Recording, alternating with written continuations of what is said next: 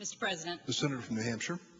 Mr. President, I'm here to join my colleagues who believe that now is the time to ratify the New START Treaty. The New START Treaty is a continuation of a long history of bipartisan arms control cooperation, and it is the culmination of President Ronald Reagan's consistent appeal, as you mentioned in your remarks earlier this afternoon, his appeal to trust but verify when we are dealing with Russia.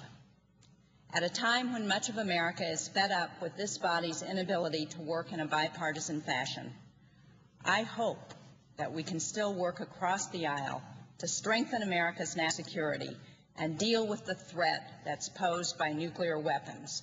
And I certainly applaud the leadership of Senator Kerry and Senator Lugar and the work that they've done on this issue, heading the Senate Foreign Relations Committee. Now, much like previous arms control treaties, including the old START Treaty signed by President George H.W. Bush and the SORT Treaty signed by President George W. Bush, the New START Treaty is squarely in the national security interests of the United States.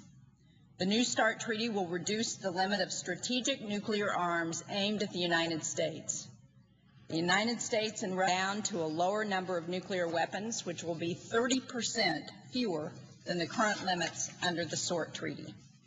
The treaty's new rules allow us to count Russia's nuclear weapons more accurately, and I think that's a critical piece as we listen to the concern of Senator Chambliss about whether we can really verify what's going on. Well, these new counting rules give us the ability to more accurately figure out what's happening with Russia's nuclear arsenal.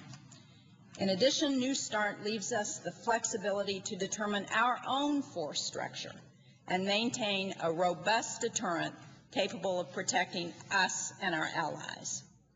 And despite all of the concerns that have been raised, this treaty does nothing. Let me repeat that. This treaty does nothing to constrain our missile defense plans, and further, it allows for the modernization of our nuclear weapons complex.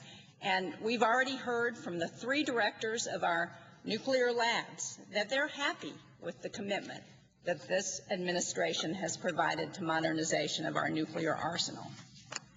The treaty restores a critical verification regime that was lost when the old START Treaty expired. We have gone over a year without important intelligence from these on-the-ground inspections, and this gap hinders our insight into Russia's program. Much like previous agreements, this treaty deserves broad bipartisan backing in the United States Senate.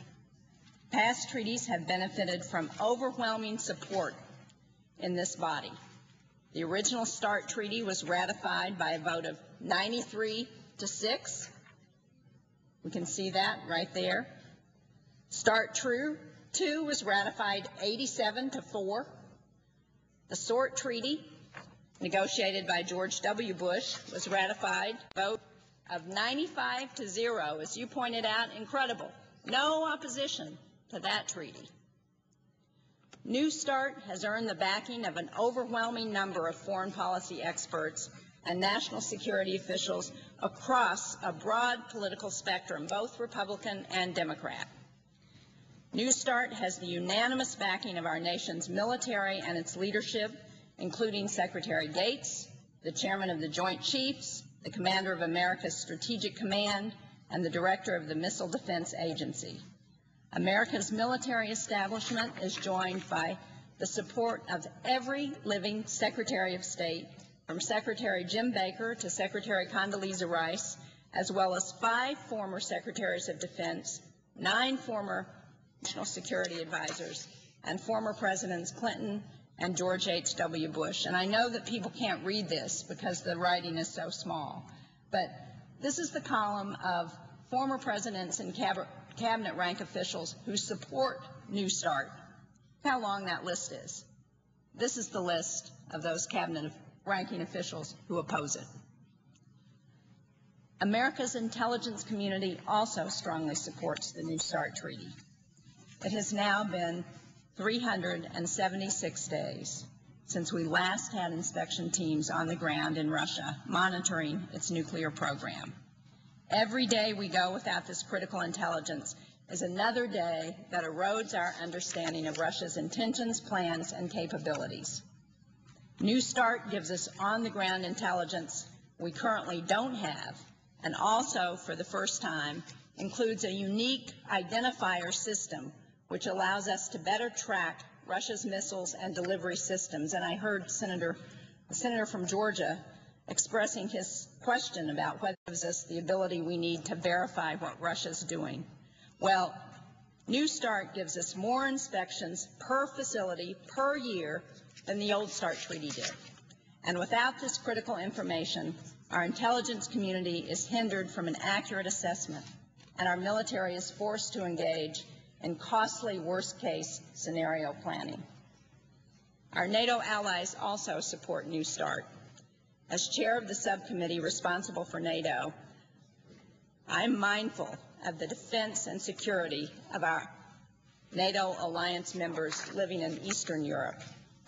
And I was pleased that at the recent NATO Lisbon summit, all 28 NATO allies gave their strong, unanimous support for ratification of the New START treaty.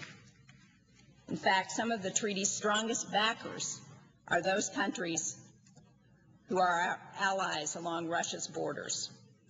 NATO's Secretary General said, and I quote, "A delay in the ratification of the START treaty would be damaging to security in Europe," end quote.